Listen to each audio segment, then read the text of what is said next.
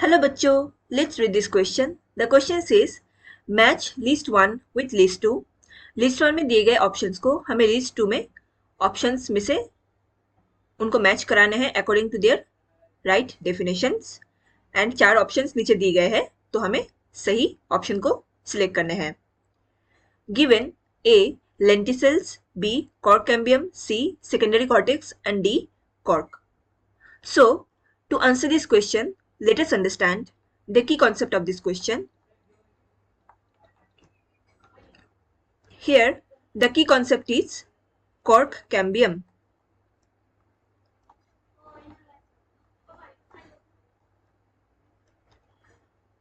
So what is cork cambium? ये एक meristematic tissues है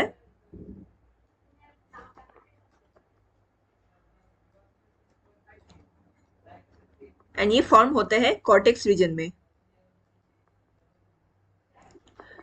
कॉर्क कैम्बियम को फेलोजेन भी कहा जाता है.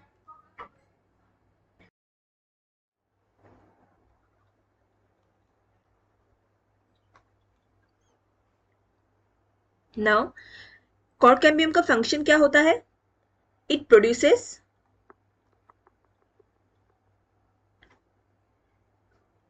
प्रोटेक्टिव सेल लेयर्स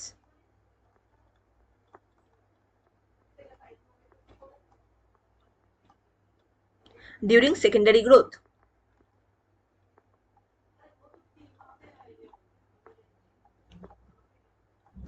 क्या होता है? ड्यू टू कैम्बियम एक्टिविटी और वैस्कुलर कैम्बियम एक्टिविटी स्टेम में इंक्रीज ग्रोथ होता है, मतलब गर्थ में हमें इंक्रीज देखने को मिलते हैं इन स्टेम. एंड इससे क्या होता है? जो आउटर कॉर्टिकल लेयर्स होते हैं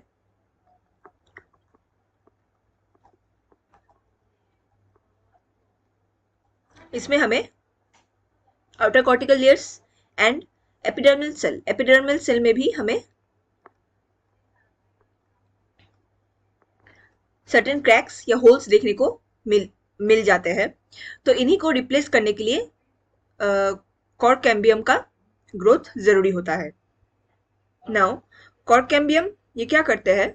सेल को 2 हिस्सों में कट करते हैं. मतलब सपोज अगर ये एक कॉर्क कैम्बियम है तो बाहर आउटवर्ड डायरेक्शन में सेल का डिवीजन कराते हैं एंड इनवर्ड डायरेक्शन में भी सेल का डिवीजन कराते हैं. जो आउटवर्ड डायरेक्शन में सेल का डिवीजन होता है इसे कहा जाता है कॉर्क और इसको फेलम भी कहते हैं, फेलम.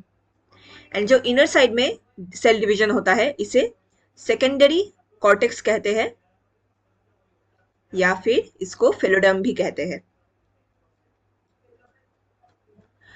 इसको सेकेंडरी कॉर्टेक्स इसलिए कहते हैं क्योंकि यहाँ अंदर के रीजन में हमें कॉर्टेक्स रीजन भी देखने को मिलते हैं.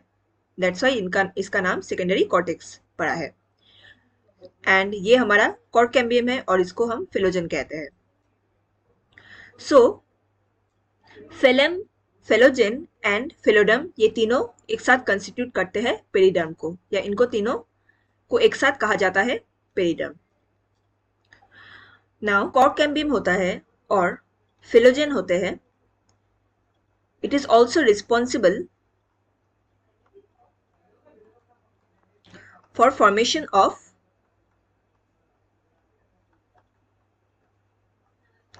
लेंटिसेल्स. नाउ ये लेंटिसेल्स क्या होते हैं? क्या होता है कि जब कॉर्क कैम्बियम ये 2 सेल को डिवाइड करते हैं, मतलब एक आउटर रीजन में डिवीजन होता है जिसे कॉर्क या फिल्म कहा जाता है एंड एक इनर डायरेक्शन में डिवीजन होता है जिसको सेकेंडरी कॉर्टेक्स या फिलोडम कहा जाता है. तो ये कॉर्क जो होते हैं इनमें हमें सुबेरिन लेयर देखने को मिलते हैं एंड ये लेयर वैक्सी मटेरियल से बने होते हैं जिसकी वजह से it is impervious to water and any gaseous exchange.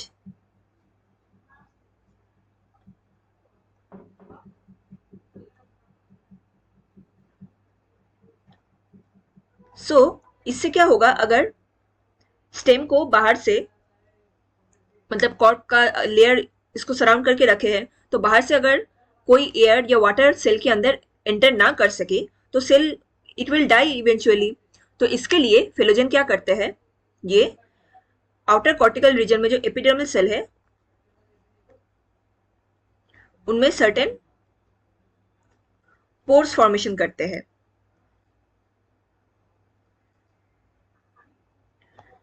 तो यहाँ पे क्या होता है, बेसिकली यहाँ पे जो एपिडर्मल सेल है यहाँ पे रप्चर हमें देखने को मिलता है, क्योंकि अंदर जो कैम्बियम एक्टिविटी होता है वो भी अंदर से प्रेशर दे रहे हैं एंड एपिडर्मल सेल में काफी रप्चर्स देखने को मिलता है। यूजुअली फिलोजन उन रप्चर एरिया को एक प्रोटेक्टिव लेयर से फिर से रिजनरेट कर देते हैं। वहाँ पे कॉर्क कैम्बियम से वहाँ पे रिजनरेशन हो जाता है जहाँ पे भी हमें क्रैक्स या होल्स देखने को मिल रहे हैं, बट सर्टेन एरियाज में वो होल्स को बने रहने देते हैं एंड यही जो पोर्स होता है या होल्स होते हैं यही लेंटिसेल का फॉर्मेशन करते हैं। एंड लेंटिसेल में हमें कोई सुबेरिन लेयर देखने को नहीं मिलता, तो यहाँ से हमें गैसियस एक्सचेंज देखने को मिलते हैं एंड इसी थ्रू सेल के अंदर जो एयर है या गैसेस है वो एग्जिट एंड एंटर कर सकते हैं। So now let's check our statements again. यहाँ पे